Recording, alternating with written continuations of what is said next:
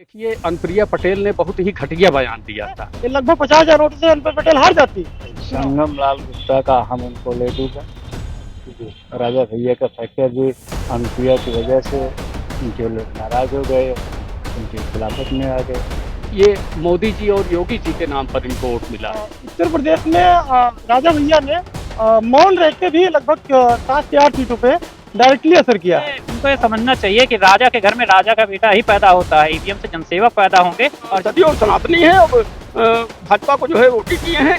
कहीं ना कहीं आज प्रतापगढ़ में जो पुराने इतिहास है या वर्तमान इतिहास, उसमें रघुराज प्रताप सिंह का एक विश्व प्रसिद्ध नाम है। अनुप्रिया पटेल और राजभर जी का बयान, केशव प्रसाद मौर्य का बयान, और प्रतापगढ़ में तो खासतौर से संगम लाल गुप्ता तो किसी के यहाँ न आना न जाना न कहीं। प्रतापगढ़ में इस बार भाजपा हैट्रिक नहीं लगा पाई। यहाँ पर डॉक्टर यशवी सिंह पटेल ने भाजपा प्रत्याशी व पिछली बार के सांसद रहे संगम लाल गुप्ता को लगभग 66,000 वोट से हरा दिया है। और जो राजा भैया का फैक्टर भी प्रतापगढ़ में चला, अनुप्रिया पटेल की भी भाषणबाजी को लेकर कहीं ना कहीं राजपूतों में आक्रोश भी रहा। इसी को लेकर हम हमारे साथ कुछ क्षत्रिय समाज के लोग हैं और उनसे जानने की कोशिश करेंगे कि आखिर क्या वजह रही कि जो भाजपा की सीट यहाँ से निकल गई। सर, अपना नाम बताएं, क्या नाम है? अशोक सिंह। सर, क्या आपको क्या लगता है क्या वजह रही कि यहाँ से भाजपा की सीट नहीं निकल पाई? राजा भैया का कितना फैक्टर था इसमें? संगम लाल गुप्ता का हम उनको ले डूबा। राजा भैया का फैक्टर भी अनुप्रिया की वजह से उनके लोग नाराज हो गए, उनके खिलाफत में आ गए। और खुद भी वो शीशा बंद करके चलते थे, किसी से मिलते थे नहीं। राजा वालों की यही उनको बहुत परेशानी थी, उनको घमंड था। लोकल मुद्दे भी कहीं ना हाँ, कहीं वजह हुए। लोकल मुद्दे तो बता रहे हैं ना कि वो किसी से मिलते नहीं थे। कोई जाता था तो वो बम्बई गए हैं, यही जवाब मिलता था। किसी के यहाँ जाते नहीं थे, गाड़ी का शीशा बंद करके चलते थे, इसी से हार गए। और भी लोग हैं, हम उनसे जानने की कोशिश करते हैं। सर, क्या वजह रही जो भाजपा की सीट यहाँ से नहीं निकल पाई? देखिए, मुख्य वजह संगम लाल जी खुद रहे, क्योंकि संगम लाल गुप्ता जो है पिछड़ा वर्ग की राजनीति करते थे, लेकिन न उनके साथ पिछड़े रह गए न अगड़े। जो भी वोट इनको मिला मोदी जी के नाम पे मिला, योगी जी के नाम पे वोट मिला। बाकी इनकी अपनी कोई जमीन नहीं रही। इन्होंने प्रतापगढ़ की पहचान बदलने का काम किया। चाहे मेडिकल कॉलेज का नाम इन्होंने डॉक्टर सोनेलाल पटेल के नाम पर रखवाया, जबकि डॉक्टर सोनेलाल पटेल का प्रतापगढ़ जिले में कोई के विकास में कोई न योगदान है और न कुछ रहा है। इसके अलावा उन्होंने प्रतापगढ़ की जो ऐतिहासिक पहचान है, रेलवे स्टेशन का नाम बदलवा दिया। उसका नाम माँ बेल्हा देवी रखा, जबकि चिलबिला वहाँ से नज़दीक है। चिलबिला का नाम माँ बेल्हा देवी धाम के नाम पर होना चाहिए था। इन्होंने दूसरे के विकास कार्यों को अपना गिनाया। जैसे कहा जाता है कि दूसरे का बच्चे पैदा किया हुआ बच्चा ये खुद खिलाने का प्रयास किए, उसी में इन सब चीज़ों का काफ़ी विरोध रहा, जिससे कहीं ना कहीं इनको, और जो भी इनको वोट मिला 3.5 लाख के ऊपर इन्होंने वोट पाया है, तो ये मोदी जी और योगी जी के नाम पर इनको वोट मिला है। अनुप्रिया पटेल ने कहा कि ईवीएम से क्या असर पड़ा? देखिए, अनुप्रिया पटेल ने बहुत ही घटिया बयान दिया था। इसकी मैं घोर निंदा करता हूँ और इसका काफ़ी असर पड़ा है। जबकि अनुप्रिया पटेल पटेलों की नेता बनती हैं और यहाँ पटेल बहुतायत संख्या में पांचों विधानसभा मिलाकर बताए जाते हैं, और उन्होंने पटेलों का वोटों का जो है वो सपा की तरफ डाइवर्ट हो गया। वो अपना वोट इकट्ठा कर नहीं पाई, पटेल की नेता बनती हैं, और जो क्षत्रिय बिरादरी के लोग भाजपा के साथ पूर्ण रूप से जुड़े हुए थे, उनको भी उन्होंने डाइवर्ट कर दिया। कम से कम 50% नुकसान हमको लगता है कि हुआ है। कुछ हमारे साथ युवा साथी भी हैं, उनसे भी हम जानने की कोशिश करेंगे। क्या लगता है कि इस बार क्यों भाजपा यहाँ से हार गई? आप तो युवा पर हैं, हाँ, शिक्षा भी कहीं वजह रही? नहीं नहीं बिल्कुल। पहले तो मैं आपके चैनल को बहुत धन्यवाद ज्ञापित करता हूँ। और सबसे बड़ी वजह तो क्षत्रियों की नाराजगी की। अनुप्रिया पटेल ने जो बयान दिया वो तो ठीक है, लेकिन रघुराज प्रताप सिंह, आप प्रतापगढ़ की बात मत कीजिए। उत्तर प्रदेश में राजा भैया ने मौन रह के भी लगभग 7 से 8 सीटों पे डायरेक्टली असर किया है, और इनडायरेक्टली तो कई सीटों पर असर हुआ है, उसकी बात नहीं करते हैं। अब जैसे जान लीजिए प्रतापगढ़ हो गया, इलाहाबाद हो गया, और सुल्तानपुर हो गया, और पास में मछली शहर हो गया, जौनपुर हो गया, अब घोसी देख लीजिए, घोसी में छतरी मतदाता हैं। छतरी क्या, छतरी केवल सम्मान का खोखा है। कहीं न कहीं मिर्ज़ापुर में भी इसका बहुत असर देखने को मिलता है। अगर राजा भैया खुल के विरोध कर देते, तो ये जो मार्जिन 2 लाख से 37 जा रहे हैं, ये लगभग 50,000 वोटों से अनूप पटेल हार जाती चुनाव। तो छतरी केवल सम्मान के भूखे हैं और राजा भैया का ये जान लीजिए एक शब्दों की मर्यादा जो भाषा का चयन है, उनसे बढ़िया नेता आज तक तो हमने नहीं देखा है। बेरोजगारी और महंगाई, पेपर लीक, क्या ये सब पे, वजह? पेपर लीक देखिए, पेपर लीक ये सब मुद्दे तो ठीक है, ये सब हैं, लेकिन खास तौर पे जैसे पूर्वांचल में जो क्षत्रियों की नाराजगी की बात है, तो सबसे ज्यादा असर हम जान रहे हैं कि अनुप्रिया पटेल और राजभर जी का बयान, केशव प्रसाद मौर्य का बयान, और प्रतापगढ़ में तो खास तौर से संगम लाल गुप्ता तो किसी के यहाँ न आना न जाना न कहीं, तो इसका असर बिल्कुल है। और भी लोग हैं हमारे साथ। क्या लगता है, क्या वजह रही कि जो यहाँ से संगम लाल गुप्ता इस बार नहीं जीते? ये प्रतापगढ़ ने ऐसा नहीं कि उनको कभी जिताया नहीं। वो 2 साल तक विधायक रहे, 5 साल सांसद रहे और उनका ये कहना कि क्षत्रिय समाज नहीं चाहता है कि वो दोबारा जो है सांसद बने। उन्होंने अपने आप को कहा कि मैं तेली समाज से आता हूँ और जो है मुझे जो है क्षत्रिय समाज के लोग नहीं चाहते मैं सांसद हूँ। क्या इसके पहले क्षत्रिय समाज के लोगों ने कभी वोट उनको नहीं दिया या क्षत्रिय समाज के लोगों ने चाहा नहीं कि वो कभी जो है सदन में पहुंचे? विगत 5 सालों में जब तक वो सांसद रहे या उसके पहले जब विधायक रहे, प्रतापगढ़ की ऐसी कोई समस्या ना उन्होंने सदन में उठाई है। सदन की कार्यवाही के समय वो पीछे बैठते हैं। सदन प्रतापगढ़ में ऐसे कितने मुद्दे हैं जिसको लेकर के उनको सदन बोलना चाहिए। आंवला मुद्दा हो गया, प्रतापगढ़ में जो है ना ही कोई ढंग की यूनिवर्सिटी है, ना ही कोई ऐसे विद्यालय है जहाँ पर लोग पढ़ें। प्रतापगढ़ में एक सैनिक स्कूल आ रहा था, वो भी चला गया प्रतापगढ़ और अमेठी बॉर्डर पर, वो भी ये यहाँ पर नहीं ला सके। प्रतापगढ़ में जो है शिक्षा, रोजगार के मामले में इतनी ज्यादा अव्यवस्था है कि यहाँ के लोगों को बाहर जाना पड़ता है। रही बात क्षत्रिय समाज की नाराजगी की, तो मैं जहाँ तक ये समझता हूँ, चाहे प्रतापगढ़ हो, कौशाम्बी हो, पूर्वांचल का ऐसे लगभग 10 से 15 जिले जहाँ पर रघुराज प्रताप सिंह जी का वर्चस्व रहा है और उनकी जो है तूती बोलती है उन इलाकों में जहाँ पर वो अपने आज भी, चाहे वो किसी भी सरकार में रहते हों या न रहते हों, लेकिन वहाँ पर वो बराबर उनका जो है वर्चस्व रहता है और वो वहाँ पर सरकार या किसी भी सदन या किसी विधानसभा या लोकसभा में वो अपना जो है मादा रखते हैं कि किसी भी कैंडिडेट को जिता दे, हरा दे। और यहाँ पर अनुप्रिया जी का बोलना कि राजा रानी अब ईवीएम से नहीं पैदा होते हैं, तो ये उनको ये समझना चाहिए कि राजा के घर में राजा का बेटा ही पैदा होता है। ईवीएम से जनसेवक पैदा होंगे और जनसेवक किसी भी जात समाज से आते हैं। छत्री को लेकर के आप ये बोल रही हैं कि जो है राजा रानी नहीं पैदा होते, तो आपको अनुप्रिया जी को इतिहास पढ़ना चाहिए कि जब हमारा देश आजाद हुआ, जब हम जो है प्रजातंत्र से राजतंत्र से प्रजातंत्र में है, तो सबसे ज्यादा जमीनों को, सबसे ज्यादा अपनी जो है रियासतों को किसी ने दिया तो छत्री है।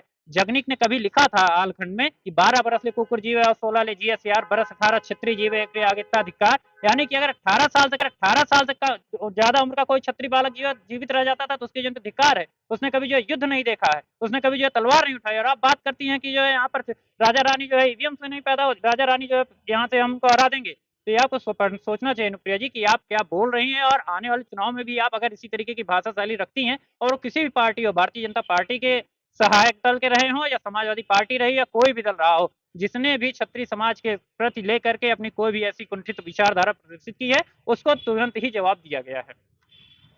हमारे साथ अपना दल के नेता भी और क्षत्रिय समाज से आते हैं, इनसे जानने की कोशिश करते हैं क्या वजह रही है। मुख्य वजह तो ये मैं आप सर्वप्रथम पहले आप लोगों को जो है धन्यवाद देना चाहूँगा कि आप लोग जो है यहाँ से लेकर के दिल्ली तक पहुँचाने का काम कर रहे हैं।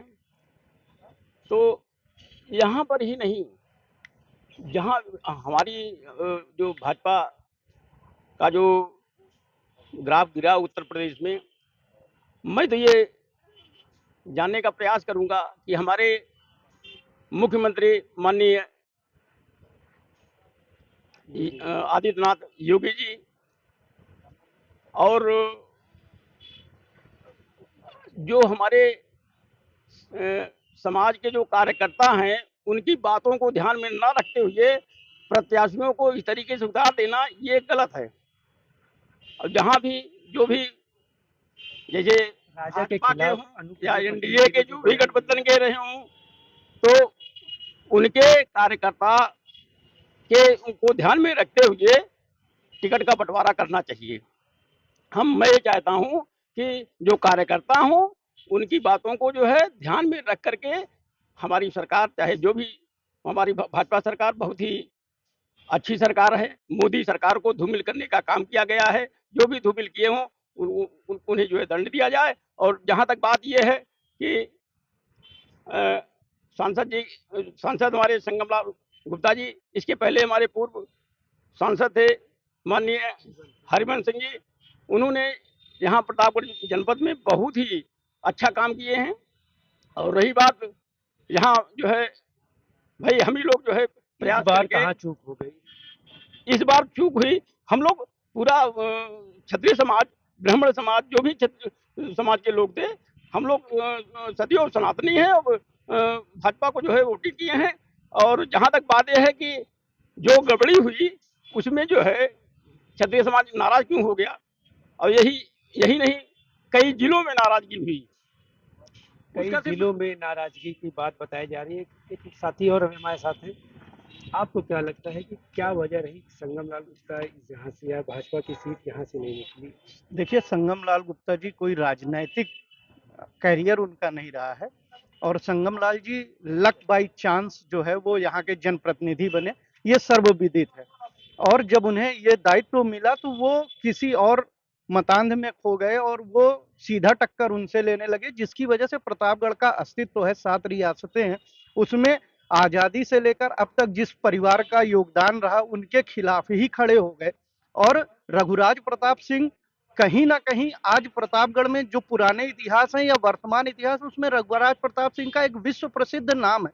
वो चाहे जिस वजह से हो, लेकिन व्यक्तिगत उनकी क्षमता और उनकी ताकत को पहचानने का भूल कर दिए, और वो मोदी जी के नाम पर या हिंदुत्व के नाम पर जो अपना पाखंड किए उसका खामियाजा भुगते।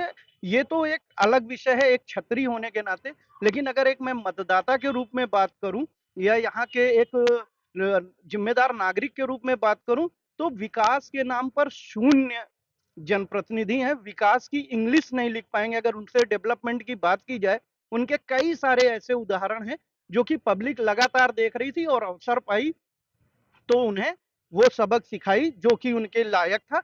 लेकिन हाँ, उनकी ये सबक, अगर अकेला प्रतापगढ़ सीट हारता तब उनको ये सबक मिलता, लेकिन वो अब भी किस्मत के बलिहारी हैं कि उत्तर प्रदेश में इस तरीके की स्थिति आई कि उनकी वो गलतियां कहीं छुप गई हैं। वरना उनके शासनकाल में 2.5 साल विधायक रहना और उसके बाद 5 साल तक लगातार इस तरीके से सांसद रहना और विकास के नाम पर सिर्फ झूठे वादे, जमीनी स्तर पे कुछ नहीं। और वो विकास के नाम पर अपने पर्टिकुलर प्रीमाइसेस में क्या किए हैं वो भी जनता जान रही है, पब्लिक जान रही है, जिसका आक्रोश शायद उनको देखने को मिला है और वो इस तरीके की गति को प्राप्त हुए हैं। चुनाव है, कोई जीतता है कोई हारता है, लेकिन अगर व्यक्तिगत प्रतापगढ़ सीट का आकलन किया जाए तो उसमें अनुप्रिया जी का भाषण, उसमें नामांकन में केशव प्रसाद जी का भाषण, मतलब ये एक नैतिकवादी या जो सिद्धांतवादी सरकार का चोला उड़कर सामने आए हैं। उसमें चाहे केशव प्रसाद जी का नामांकन के समय बयान हो कि सबकी सूची बन, इसमें एक अहंकार दिख रहा था। और जनता के बीच जाने के बजाय वो शीर्ष नेतृत्व को यहाँ उलझाए रखे। हम तो ये कहते हैं कि संगम लाल जी की ही वजह से प्रतापगढ़ में जिस तरीके से शीर्ष नेताओं का जमघट लगा रहा, वो अन्य सीटों पर भी ध्यान नहीं दे पाए और सारा फोकस, ये क्या वजह है, इसको तो भी जिनको चाणक्य कहा जाता है उनसे भी इनका रिश्ता कैसा है कहने की बात नहीं है। तो वो कहीं ना कहीं सारी चीजें अगल बगल की सीटों को भी प्रभावी निष्प्रभावी कर दिया संगम लाल जी ने।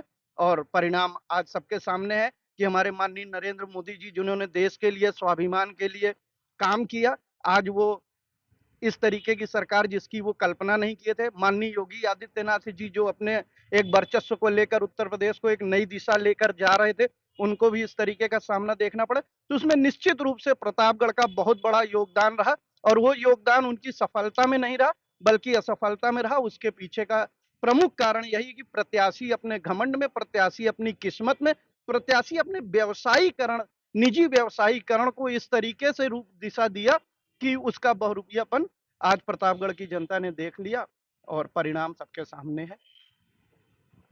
एक वीडियो वायरल हुआ स्टेज पर संगमलाल गुप्ता रोते हुए कि ये हम तेली समाज से आते हैं इसलिए हमको पसंद नहीं किया। क्या लगता है इसका भी कुछ इफेक्ट पड़ा है? नहीं, बिल्कुल इफेक्ट पड़ा है क्योंकि आप ये समझिए कि 2.5 साल वो विधायक रहे, 5 साल सांसद रहे, क्या क्षत्रियों ने वोट नहीं किया? राजा उन्होंने मतलब उनका यही बयान था कि राजाओं के गढ़ में क्या अकेली सांसद नहीं हो सकता है। तो ये बहुत ही ओछी राजनीति है। मतलब ये है कि इसके इसके कोई मायने नहीं है। जैसे रघुनाथ प्रताप सिंह राजा भैया जी जो हमारे हैं, जैसे भारत की नहीं भारत के छोड़िए विशेषकर उत्तर प्रदेश के क्षत्रियों के सबसे बड़े पुरोधा हैं जान लीजिए। तो भाषा की मर्यादा और शब्द का चयन आप उनसे सीखिए। इन सब का बहुत असर पड़ा है। बाकी अनुप्रिया पटेल जी हैं, केशव प्रसाद मौर्य जी हैं और ओम प्रकाश राजभर जी हैं। इन सब का भी व्यापक असर पड़ा है।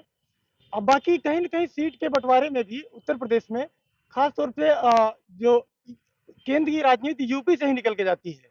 उत्तर प्रदेश ने इनको पूर्ण बहुमत से बहुत पीछे कर दिया। अगर यूपी में इनकी 15-20 सीटें या 25 सीटें एक्स्ट्रा निकल जाती, तो आज इनकी सरकार पूर्ण बहुमत में होती। तो इसका व्यापक असर है और मेरे साथ अभी थोड़ी देर कुछ लोग मौजूद थे, क्षत्रिय समाज के लोग थे जिसमें युवा, बुजुर्ग और पत्रकार भी थे। उनकी नाराज़गी इस बात को लेकर थी कि जो बीजेपी के शीर्ष नेता थे, उन्होंने राजा भैया के खिलाफ गलत बयानबाज़ी की। राजा भैया प्रदेश स्तर के नेता हैं, विश्व स्तरीय नेता हैं और उनके खिलाफ अभद्र टिप्पणी करना कहीं न कहीं भाजपा को नुकसान उठाना पड़ा। अनुप्रिया पटेल का बयान कि ईवीएम से राजा-रानी नहीं पैदा होते हैं, इस बयान को लेकर जिले में राजनीति गरमा गई थी, जिसका खामियाजा भाजपा के जो वो सांसद थे और प्रत्याशी संगम लाल गुप्ता को अपनी सीट गंवानी पड़ी जिसको लेकर। इसके अलावा संगम लाल गुप्ता भी मंच से रोने लगे, जिसका कहीं न कहीं असर जनता में गया और इसको लेकर भाजपा यहाँ से अपनी सीट नहीं निकाल पाई। सुधीर जायसवाल, भारत समाचार, प्रतापगढ़।